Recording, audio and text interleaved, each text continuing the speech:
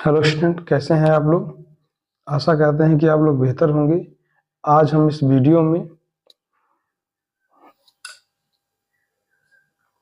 Video में आगे की अपक्रिया के बारे में समझेंगे। तीसरी अपक्रिया है द्विविस्थापन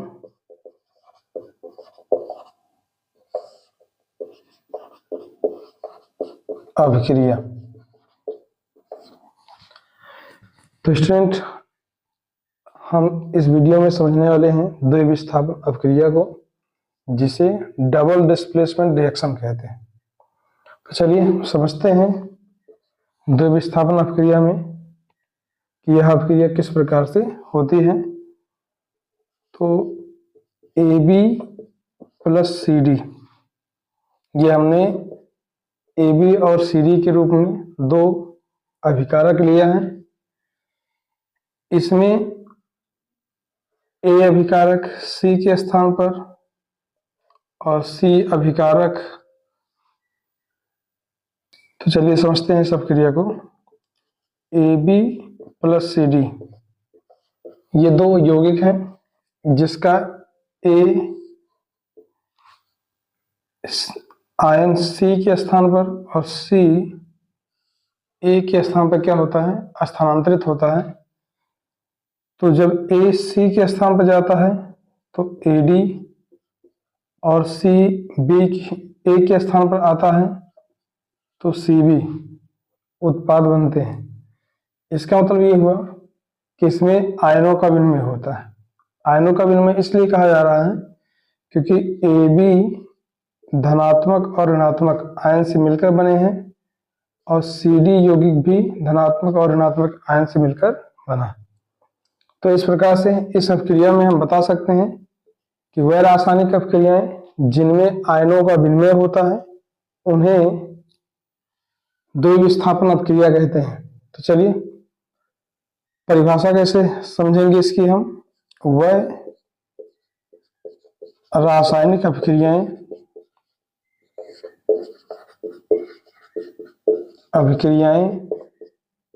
जिनमें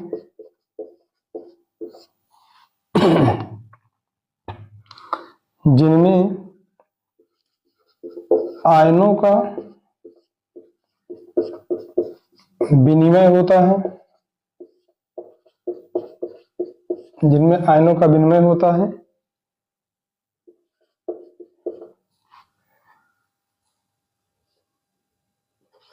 द्विविस्थापन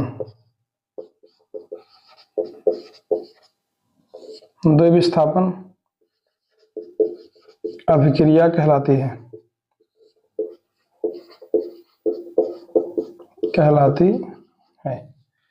तो वह रासायनिक अपक्रियाएं जिनमें आयनों का विनिमय होता है, या विनिमय के स्थान पर आप आदान प्रदान भी समझ सकते हैं। आदान प्रदान, जिनमें आयनों का आदान प्रदान होता है, द्विविस्थापन अपक्रियाएं कहलाती हैं। विशेष पे नोट कर लीजिएगा, विशेष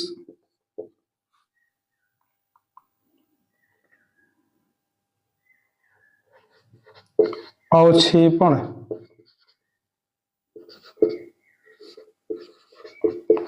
अभिक्रियाएं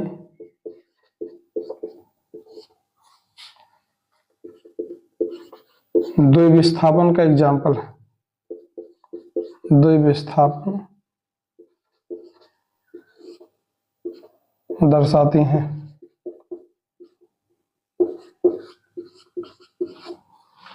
अवक्षेपण अपक्रिया भी क्या करती है, द्विविस्थापन दर्शाती है। तो इसका मतलब ये हुआ कि अवक्षेपण अपक्रिया के लिए और द्विविस्थापन अपक्रिया के लिए हम एक ही समीकरण को प्रदर्शित कर सकते हैं, बता सकते हैं। दोनों के लिए एक ही समीकरण काम करता है। चलिए समझते हैं समीकरण के बारे में। जैसे दिया गया है BaCl2 plus Na2SO4, BaCl2 plus Na2SO4। BaCl2 को क्या कहते हैं, बेरियम क्लोराइड, और Na2SO4 को सोडियम सल्फेट। इसे हम लोग सोडियम सल्फेट के नाम से जानते हैं। अब इसमें तो Ba आपका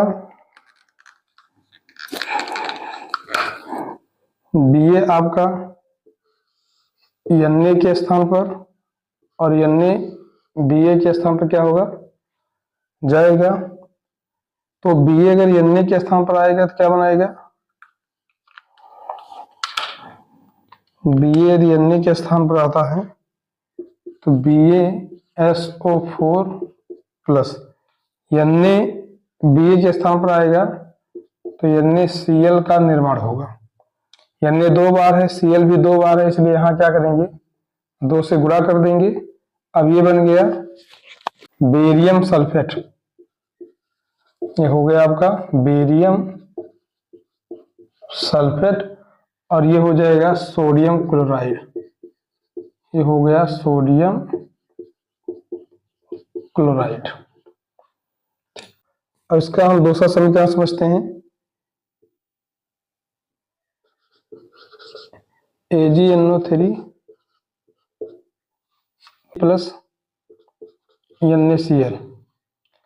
एक चीज ध्यान रखना है, जो अभिक्रियाएं अवक्षेपण अभिक्रिया प्रदर्शित करती हैं उन यौगिकों के पीछे हम लोग क्या करते हैं, तीर का चिन्ह नीचे की दिशा, मतलब ये अवक्षेप के रूप में क्या होगा, प्राप्त होगा।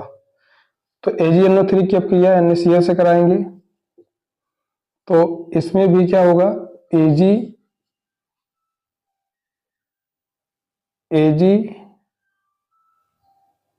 के स्थान पर Ag Na के स्थान पर और Na Ag के स्थान पर आएगा तो हमको मिल जाएगा AgCl, और NaNO3 के स्थान पर आएगा तो मिलेगा NaNO3, मतलब Na आएगा Ag के स्थान पर तो NaNO3 प्राप्त हो जाएगा, और Na के स्थान पर Ag आएगा तो AgCl।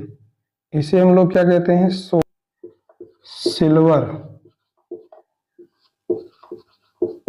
क्लोराइड कहते हैं, जो यहाँ अवक्षेप के रूप में प्राप्त होता है। तो अवक्षेप के लिए तीर का चिन्ह नीचे लगाते हैं और ये हो जाएगा सोडियम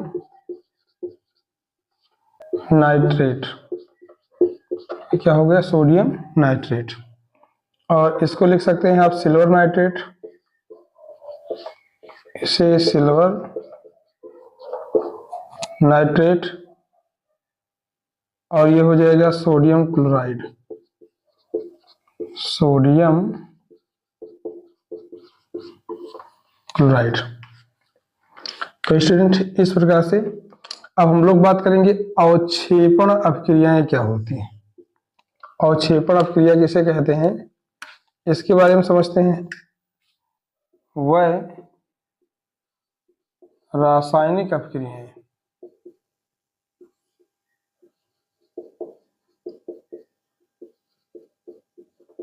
अभिक्रियाएं जिनमें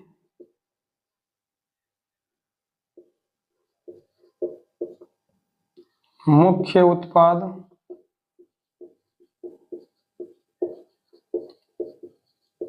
अवक्षेप के रूप में प्राप्त होता है, उन्हें अवक्षेपण अभिक्रिया कहते हैं। तो ये इतनी परिभाषा हम किसके लिए याद रखेंगे, अवक्षेपण अभिक्रिया के लिए, कि ऐसी कोई भी अभिक्रिया जिसमें मुख्य उत्पाद किसके रूप में प्राप्त हो, अवक्षेप के रूप में प्राप्त होता है, उसे अवक्षेपण अभिक्रिया कहते हैं। जैसे बेरियम सल्फेट यहाँ अवक्षेप के रूप में प्राप्त हुआ है, और सिल्वर क्लोराइड। इसलिए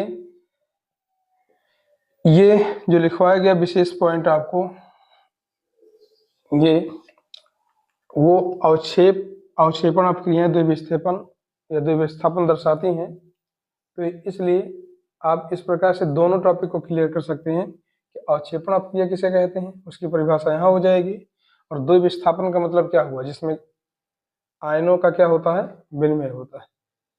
तो स्टूडेंट ये टॉपिक हमारी यहाँ से कंप्लीट होती है।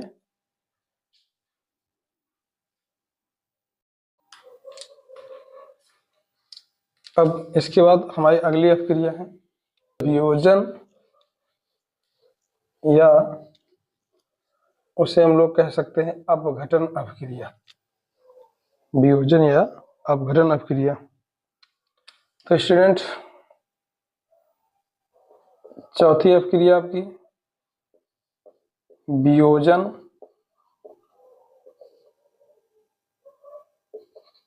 या अपघटन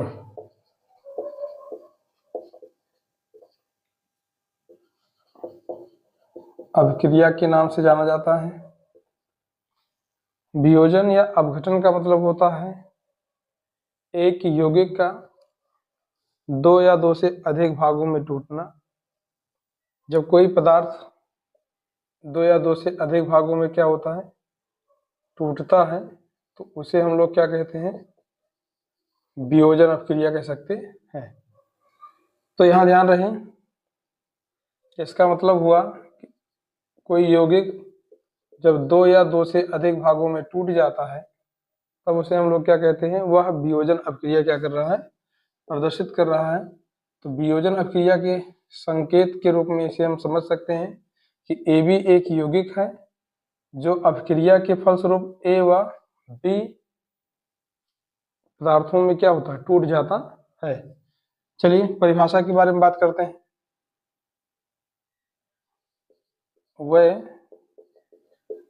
रासायनिक अपक्रियाएं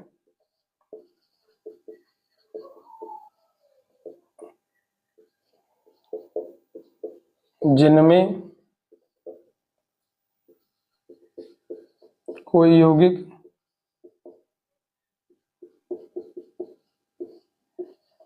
अपने सरल अवयवी तत्वों में टूट जाता है,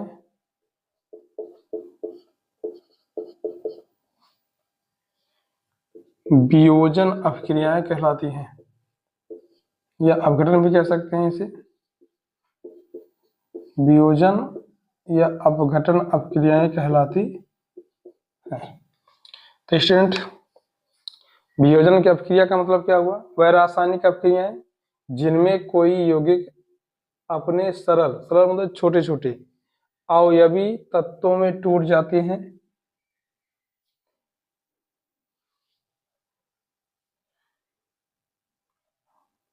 वियोजन अपक्रिया कहलाती है। चलिए एग्जाम्पल से समझते हैं। वियोजन अपक्रिया तीन भागों में बांटी जाती है। तापीय वियोजन, दूसरा हो जाएगा, इसे अपघटन भी लिख सकते हैं हम, विद्युत अपघटन, और तीसरा हो जाएगा प्रकाशीय। तीसरा हो जाएगा इसमें प्रकाशीय अपघटन। स्टूडेंट, इसके पहले हमें ध्यान रखना है कि ये तीन प्रकार के जो वियोजन दिए जा रहे हैं आपको, वो ताप की उपस्थिति में होगा तो तापीय अपघटन कहलाएगा। यदि कोई पदार्थ विद्युत की सहायता से टूट रहा है तो विद्युत अपघटन कहलाएगा। अगर किसी पदार्थ को प्रकाश की उपस्थिति में तोड़ा जा रहा है तो उसे हम लोग क्या कहेंगे, प्रकाशीय अपघटन कहेंगे। ये तीनों ही भाग उत्प्रेरक के तरीके से कार्य करते हैं। अब आप सोच रहे होंगे कि उत्प्रेरक क्या है, चलिए आपको समझा देते हैं। उत्प्रेरक, जिसे हम लोग इंग्लिश में कैटलिस्ट कहते हैं, तो ये उत्प्रेरक हो गया। उत्प्रेरक का मतलब क्या होता है, अभिक्रिया को प्रेरित करने वाला पदार्थ। तो वह पदार्थ या रासायनिक पदार्थ जो अभिक्रिया को वह पदार्थ जो अभिक्रिया को या अभिक्रिया के वेग को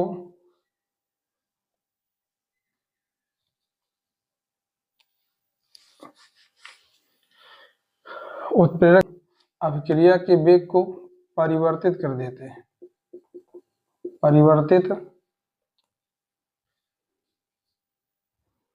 परिवर्तित कर देते हैं, किंतु परिवर्तित कर देते हैं किंतु स्वयं अभिक्रिया में भाग नहीं लेते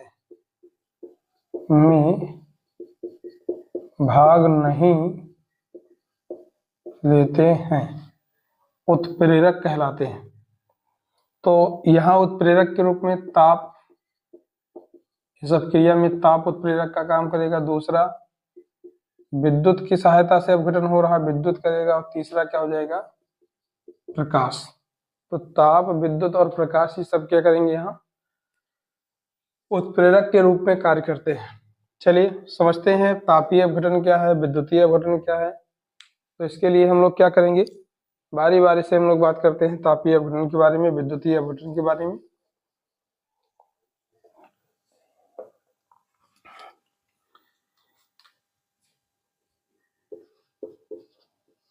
ताप अपघटन के लिए या तापीय अपघटन के लिए एक समीकरण, अगर आपसे कोई पूछता है तापीय अपघटन किसे कहते हैं, तो आप बताएंगे जब किसी पदार्थ को ताप की उपस्थिति में तोड़ा जाता है तो उसे हम लोग तापीय अपघटन कहते हैं। जैसे कैल्शियम कार्बोनेट को, ठीक, जैसे कैल्शियम कार्बोनेट हो गया ये। अब इस कैल्शियम कार्बोनेट को हम लोग क्या करें, ताप देंगे, यह टूट जाता है CaO प्लस के इसमें CO2 में, ठीक। तो इसे आप तापीय अपघटन कहेंगे। दूसरा हो गया KClO3 पोटेशियम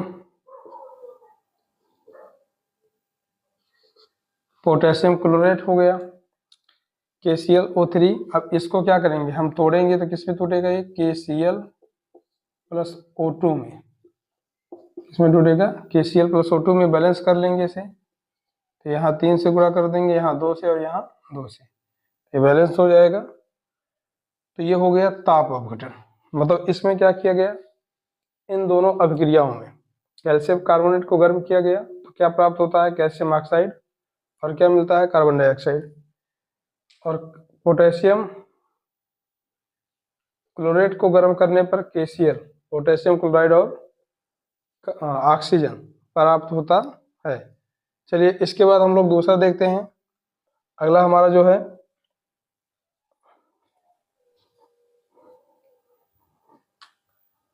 विद्युत अपघटन। विद्युत अपघटन इसको परिभाषित करेंगे, जब किसी पदार्थ को विद्युत की सहायता से तोड़ा जाएगा, जब किसी पदार्थ को विद्युत की सहायता से तोड़ा जाता है तो उसे हम लोग क्या कहते हैं, विद्युत अपघटन कहते हैं। जैसे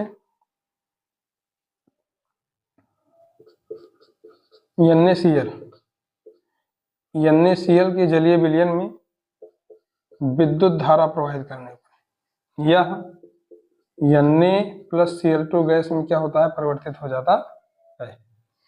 तो ये हो गया आपका विद्युत अपघटन हो गया। इसी के साथ दूसरा एग्जाम्पल H2O में जब विद्युत धारा प्रवाहित किया जाता है तो यह हाइड्रोजन गैस और ऑक्सीजन गैस में क्या होता है, मुक्त हो जाता है। तो ये दो प्रकार की गैसें बनाए गए, एक हाइड्रोजन गैस बनती है और क्या होती है, ऑक्सीजन गैस बनती है। और इसको बैलेंस करने के लिए हम यहाँ 2 से गुणा करेंगे तो 2 दूना 4, हाइड्रोजन 4 हो जाएगा। तो यहाँ भी हम लोग क्या करते हैं, 2 से गुणा कर देते हैं। तो इस प्रकार से क्या होगा, बैलेंस हो जाएगा। इसी के बाद बचा आपका तीसरा हमने बताया आपको प्रकाश अपघटन है।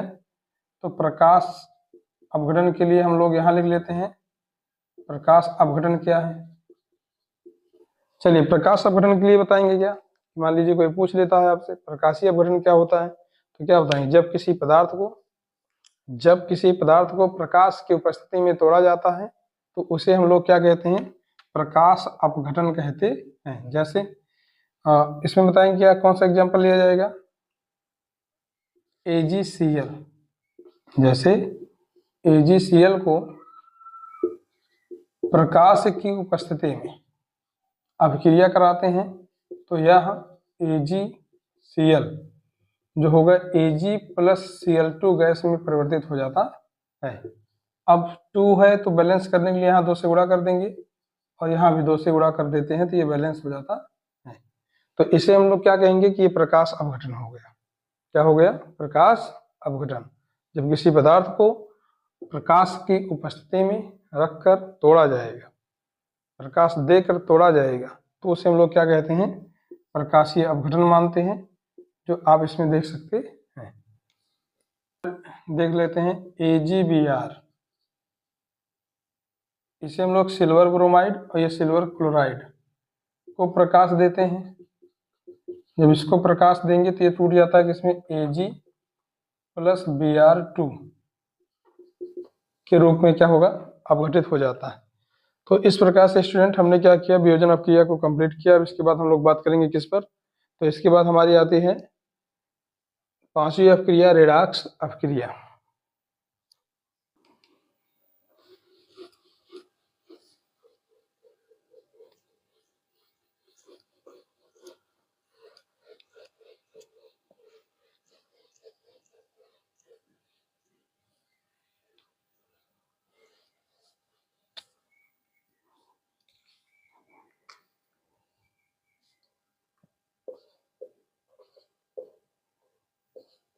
रेडॉक्स अपक्रिया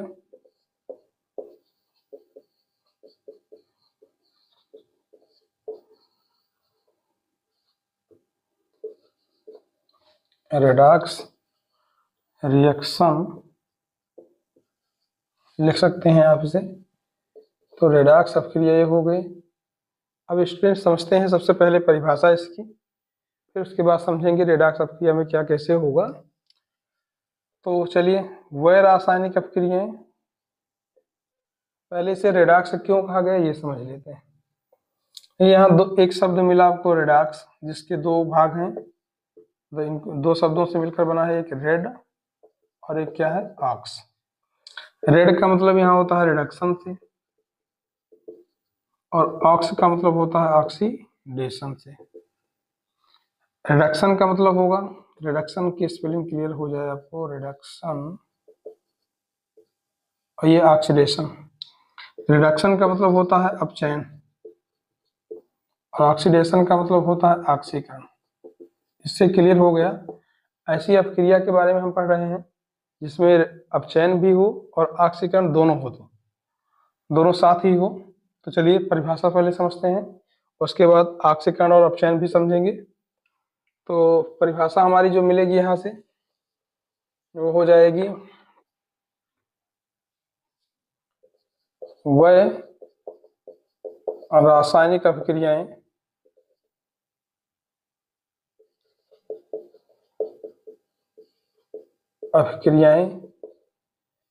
जिनमें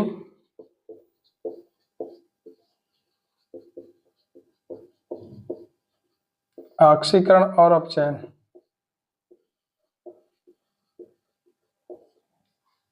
दोनों साथ साथ होता है। वह रासायनिक अपक्रियाएं जिनमें ऑक्सीकरण और अपचयन दोनों साथ साथ होते हैं, होता है रेडॉक्स अपक्रियाएं कहलाती हैं। रेडॉक्स अपक्रिया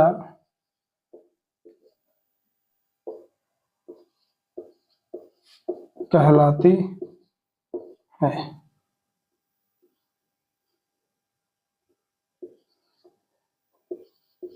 कहलाती है। तो स्टूडेंट समझते हैं इसकी परिभाषा क्या है।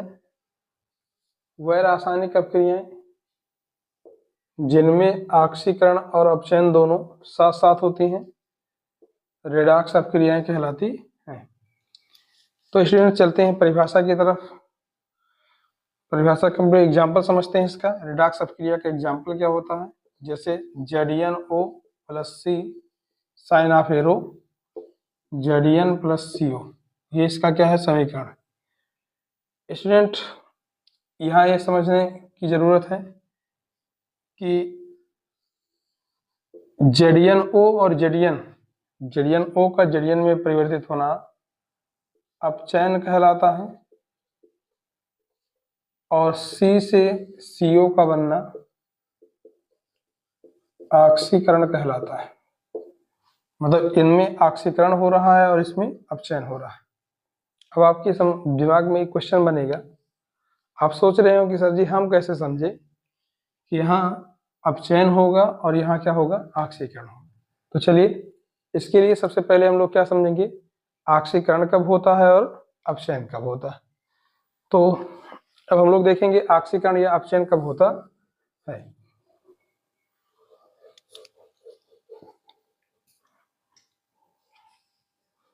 तो सबसे पहले यहाँ अपचयन लिख लेते हैं और यहाँ लिख देते हैं ऑक्सी, इधर लिख देते हैं ऑक्सीकरण। ये हो गया ऑक्सीकरण।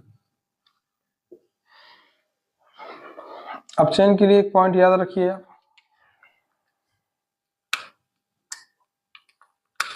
अपचयन के लिए पॉइंट याद रखेंगे हम लोग, हाइड्रोजन का योग तथा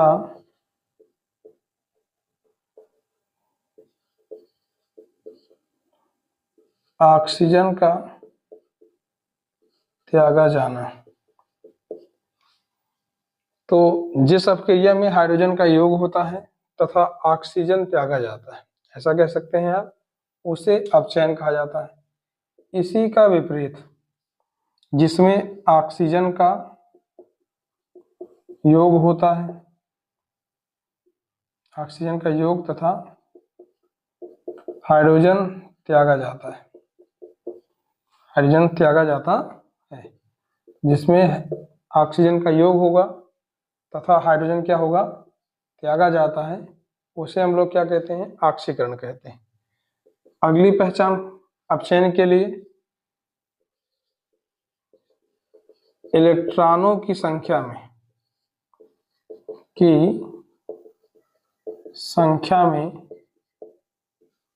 वृद्धि अपचयन कहलाता है। और यहां बात करें तो इलेक्ट्रॉनों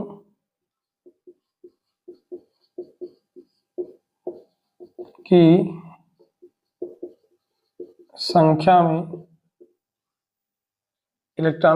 में वृद्धि, यहाँ इलेक्ट्रॉनों की संख्या में कमी, ये क्या कहलाएगा, ऑक्सीकरण कहलाता है। तीसरा पॉइंट याद रखेंगे, ऑक्सीकरण संख्या में कमी, और यहां याद रखना है ऑक्सीकरण संख्या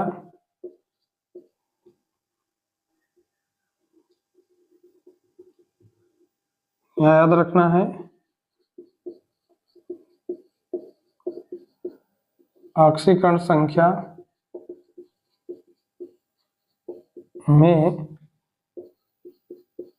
वृद्धि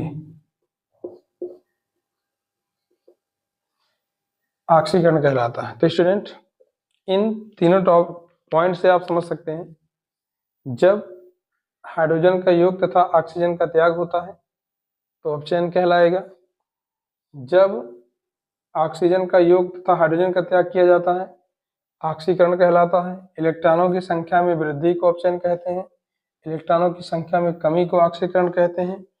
ऑक्सीकरण संख्या, यहाँ ऑक्सीकरण संख्या में कमी को अपचयन कहते हैं, ऑक्सीकरण संख्या में वृद्धि को ऑक्सीकरण कहते हैं।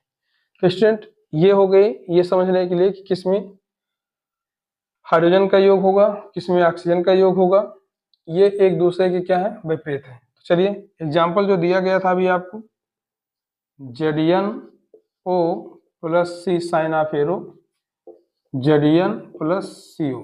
तो इसे यहाँ समझते हैं, Zn जो एग्जाम्पल है आपका उसमें ऑक्सीजन की उपस्थिति है, इसमें ऑक्सीजन पाया जा रहा है। उत्पाद की तरफ देखते हैं तो Zn में ऑक्सीजन नहीं है, इसका मतलब क्या हुआ कि Zn ने ऑक्सीजन का क्या किया, त्याग किया। ऑक्सीजन का त्यागा जाना क्या हो जाता है, अपचयन हो जाता है।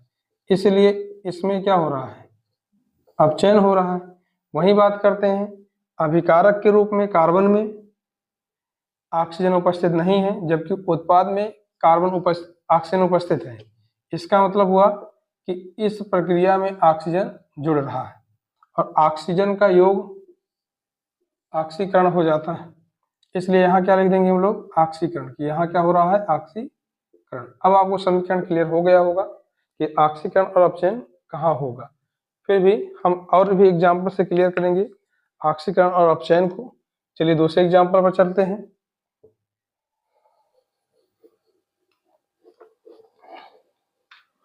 अब एक एक करके हम समझते हैं ऑक्सीकरण और अपचयन को। तो हमारा ऑक्सीकरण और अपचयन जब होगा, सबसे पहले तो हम देखेंगे अपचयन के बारे में। अपचयन जो दिया जा रहा है, जैसे हमारे पास क्या है, Cl परमाणु है और Cl परमाणु जो होगा वह Cl माइनस में क्या हो रहा है, परिवर्तित हो रहा है। इसका मतलब हुआ कि इस Cl परमाणु द्वारा एक इलेक्ट्रॉन क्या किया गया है, ग्रहण किया गया। जब इस परमाणु द्वारा एक इलेक्ट्रॉन ग्रहण किया गया तो इस पर एक माइनस चार्ज आएगा। इलेक्ट्रॉन ग्रहण करने वाले परमाणुओं पर माइनस का चिन्ह, इलेक्ट्रॉन त्यागने वाले परमाणुओं पर प्लस का चिन्ह। तो इसने एक इलेक्ट्रॉन ग्रहण किया, इसलिए इस पर क्या होगा, एक माइनस चार्ज आएगा। और इस स्थिति में एक चीज और समझना है आपको, Z बराबर क्या होता है, परमाणु, Z बराबर होता है परमाणु क्रमांक और P बराबर होता है प्रोटॉनों की संख्या, E बराबर होता है इलेक्ट्रॉनों की संख्या। ये आप 9th में पढ़कर आए होंगे कि परमाणु क्रमांक जो होता है प्रोटॉनों की संख्या के बराबर होता है और किसी परमाणु में उपस्थित जो प्रोटॉन होते हैं वो इलेक्ट्रॉनों की संख्या के बराबर होते हैं। मतलब जितने प्रोटॉन पाए जाएंगे उसमें उतने ही इलेक्ट्रॉन पाए जाएंगे, क्योंकि एक परमाणु जो होता है विद्युतीय रूप से क्या होता है, उदासीन होता है। तो चलिए, यदि आपको पता है कि Cl का परमाणु क्रमांक कितना होता है, 17, इसका मतलब इसमें क्या हुआ, इसका मतलब हुआ इसमें Z बराबर 17 और चूंकि ये P के बराबर है, प्रोटॉन के बराबर है, तो प्रोटॉन भी क्या हो जाएगा 17 और ये E के बराबर है तो इलेक्ट्रॉन भी कितने हो जाएंगे 17। इसका मतलब हुआ कि Cl के रूप में इसके पास कितने हैं, 17 इलेक्ट्रॉन हैं और इसने एक इलेक्ट्रॉन और क्या किया, ग्रहण किया, तो इसके पास टोटल कितने इलेक्ट्रॉन हो जाएंगे, 18। तो आप दूसरा पॉइंट आप समझ लीजिए, इलेक्ट्रॉनों की संख्या में वृद्धि। मैंने बताया था जब इलेक्ट्रॉनों की संख्या में वृद्धि हो तो उसे भी क्या नाम देंगे, आप अपचयन कहेंगे। यहाँ इलेक्ट्रॉनों की संख्या में वृद्धि को हम लोग क्या बता सकते हैं कि अपचयन, ये अपचयन का एग्जाम्पल हो जाएगा। वही बात करते हैं ऑक्सीकरण संख्या के लिए। तो ऑक्सीकरण संख्या का मतलब होता है किसी तत्व या आयन पर पाए जाने वाले आवेश। आवेश मतलब चार्ज होते हैं, धनायन या ऋणायन। तो धन आयन कितना है उसके पे और कितना क्या है, ऋण आयन है। मतलब प्लस चार्ज कितना है और माइनस चार्ज कितना है, ये उसका क्या हो जाएगा, आवेश। अब यहाँ ध्यान देंगे आप, तो इस इलेक्ट्रॉन कार्बन Cl पर कोई आवेश नहीं है, मतलब इसका आवेश शून्य है। और इधर देखते हैं तो Cl पर एक माइनस चार्ज है, तो मतलब इस पर एक माइनस चार्ज हुआ, इस पर आवेश है, इस पर आवेश नहीं। इसकी ऑक्सीकरण संख्या -1 है, इसकी ऑक्सीकरण संख्या 0 और इसकी ऑक्सीकरण संख्या कितनी आई, -1। बताइए, अब 1 से माइनस की तरफ जाना, 0 से माइनस की तरफ जाना, मतलब यहाँ 0 से हम लोग कहाँ जा रहे हैं, माइनस की तरफ जा रहे हैं। तो 0 से जब संख्याएं क्या होती हैं, माइनस की तरफ जाती हैं, तो उसको हम लोग क्या मानते हैं, ऑक्सीकरण संख्या में कमी मानते हैं। क्या मानते हैं कि इसमें क्या हो रही है, कमी हो रही है। इस कारण से दूसरा पॉइंट भी क्लियर हो गया कि जिस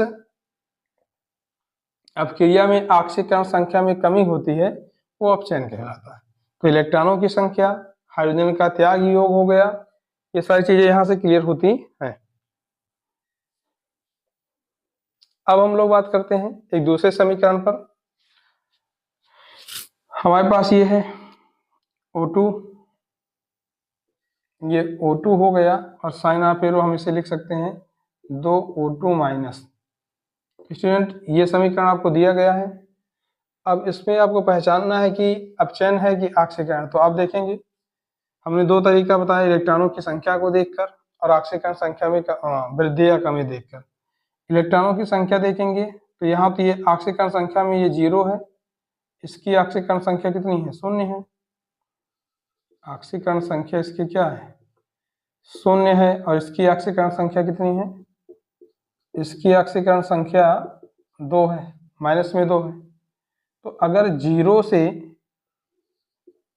जीरो से ऑक्सीकरण संख्या -2 में जा रही है, इसका मतलब क्या हो रहा है, कमी आ रही है, और कमी आने का मतलब क्या हो जाएगा, अपचयन हो जाएगा। वही बात करते हैं इलेक्ट्रॉनों की संख्या से। तो ऑक्सीजन परमाणु का परमाणु क्रमांक जो होता है, ऑक्सीजन तत्वों का परमाणु क्रमांक जो होगा 8 होता है। तो इसमें Z बराबर 8 हो जाएगा, और ये P के बराबर तो ये भी 8 हो जाएगा, और ये E के बराबर तो ये भी 8। मतलब इसमें क्या हुआ कि ऑक्सीजन में इलेक्ट्रॉनों की संख्या कितनी है, 8 है, ये 8 है। और इसने क्या किया, 2 - चार्ज है, इसका मतलब इसने 2 इलेक्ट्रॉन और ग्रहण किया है।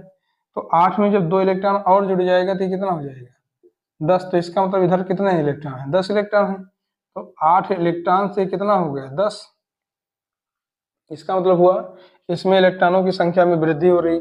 दूसरी बात भी हमारी क्लियर हो गई, इलेक्ट्रॉनों की संख्या में वृद्धि होना और ऑक्सीकरण संख्या में कमी होना, ये क्या हो जाएगा, आपका अपचयन हो जाएगा। अब दूसरी तरफ हम बात करेंगे किसके लिए, ऑक्सीकरण के लिए बात करेंगे।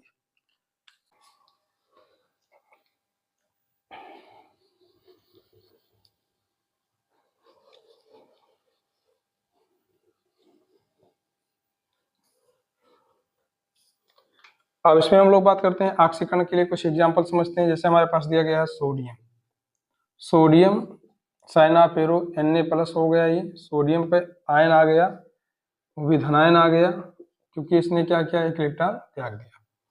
तो इसमें ध्यान दीजिए, तो हम लोग क्या करेंगे, 2 टॉपिक समझेंगे अपना। एक, इलेक्ट्रॉनों की संख्या में कमी कैसे होगी, और ऑक्सीकरण संख्या में वृद्धि कैसे होगी। इलेक्ट्रॉनों की संख्या में, ऑक्सीकरण संख्या में कमी होने का मतलब हुआ कि ऑक्सीकरण संख्या माइनस में बढ़ेगा, जैसे -2, -1, -2, -3, -4, ऐसे डॉट डॉट। और वृद्धि का मतलब वो ये प्लस में बढ़ेगा, +1, +2, +3, डॉट डॉट, इस प्रकार से। हाँ, एक कंडीशन और है, यदि ये -1 से या -2 से -1 हो जाता है, -2 से -1 हो जाएगा, तो इस टर्म को भी हम वृद्धि मानेंगे, कि माइनस संख्याएं क्या हो रही, -2 से -1 की तरफ चलेंगे, और -1 से कहाँ जाएंगी, संख्या रेखा आपने पढ़ा होगा। तो संख्या रेखा पर हम संख्याएं कैसे प्रदर्शित करते हैं, एक बिंदु होता है यहाँ, जो मध्य बिंदु भी एक, उसको क्या लेते हैं, 0। 0 की इधर की संख्याएं क्या होती हैं, माइनस में, और इधर की संख्याएं क्या होती हैं, प्लस में। तो दाहिनी तरफ की संख्याएं 0 की दाहिनी तरफ चलेंगी प्लस में, और इधर आएंगी माइनस में। अगर ये -2 है और ये -1 हो जाता है, इसका मतलब वो ये धनात्मक भाग की तरफ बढ़ रहा है, इसलिए -2 से -1 की ऑक्सीकरण संख्या क्या होती है, ज्यादा मानी जाती है। ठीक, फिलहाल चलते हैं, यहाँ ध्यान देंगे। तो एन ने क्या किया, एन ने 1 इलेक्ट्रॉन त्यागा। अब आप बात कर लीजिए, इसे यहाँ से रिलेट करिए कि हमारे पास क्या है कि सोडियम का परमाणु क्रमांक 11 होता है, और इसमें कितने होंगे, 11 परमाणु क्रमांक हो गए, 11 प्रोटॉन होगा, 11 ही इलेक्ट्रॉन होगा, और 1 इलेक्ट्रॉन निकल गया, कितना इलेक्ट्रॉन बचा, टोटल 10 इलेक्ट्रॉन बचा। अब इसके पास अगर 10 इलेक्ट्रॉन बचा है, तो इसका मतलब हुआ कि इसमें 10 इलेक्ट्रॉन ये पाए जाना, इलेक्ट्रॉनों की संख्या में क्या हो रही है, कमी हो रही है। यहाँ तो कमी हो गई, इलेक्ट्रॉनों की संख्या में क्या हो गई, कमी हो गई। इलेक्ट्रॉनों की संख्या में कमी होना क्या होता है, ऑक्सीकरण होता है। दूसरी चीज चेक करेंगे हम इसमें, ऑक्सीकरण संख्या। तो ऑक्सीकरण संख्या यहाँ Na का 0 है, क्योंकि मैंने बताया ऑक्सीकरण संख्या आवेशों की संख्या है, आवेश इस पर 0 है, कोई आवेश नहीं, मतलब 0 है। और यहाँ बात करते हैं, तो यहाँ ऑक्सीकरण संख्या कितनी है, +1। तो +0 से कहाँ जा रहा है, +1 की तरफ। इसका मतलब क्या हुआ, इसमें क्या हो रही है, वृद्धि हो रही है। क्या हो रही है, वृद्धि। ऑक्सीकरण 0 से 1 हो जाने का मतलब क्या हुआ, वृद्धि हो रही है। तो यहाँ मिल गया दूसरा पॉइंट भी आपका, ऑक्सीकरण संख्या में वृद्धि ऑक्सीकरण कहलाता है। अगला एग्जाम्पल हमारे पास है Mg। Mg ने 2 इलेक्ट्रॉन त्यागा और इस पर 2 प्लस चार्ज आ गया। सेम कंडीशन यानी कि अब इसमें क्या हुआ, 12 इलेक्ट्रॉन थे, 2 इलेक्ट्रॉन निकल गए, कितने इलेक्ट्रॉन हो गए, 10। तो इलेक्ट्रॉनों की संख्या में क्या हो गई, कमी हो गई। इस पर 0 आवेश था और यहाँ क्या हो गया, 2 प्लस, तो यहाँ ऑक्सीकरण संख्या कितनी हुई, ऑक्सीकरण संख्या 0 से कितनी पहुंच गई, ऑक्सीकरण संख्या 0 से पहुंच जाएगी आपकी कितना, तो कह रहे हैं कि +2। 0 से +2 होने का मतलब क्या हुआ, वृद्धि हो गई, इसलिए इसमें क्या हो रहा है, ऑक्सीकरण हो रहा है। तो स्टूडेंट क्लियर हुआ होगा कि आप इस टॉपिक को बेहतर समझ पाए होंगे। अगर इस टॉपिक में किसी प्रकार की समस्या किसी को आ रही है, किसी प्रकार का डाउट है किसी का, तो प्लीज़ कमेंट बॉक्स में कमेंट कीजिएगा, हम इस डाउट को क्लियर करने का प्रयास करेंगे। और हमारी वीडियो को ज़्यादा से ज़्यादा आप लाइक करें, कमेंट करें, शेयर करें और सब्सक्राइब करें। यदि आप सब्सक्राइब कर लिए हैं तो अपने दोस्तों को शेयर करें।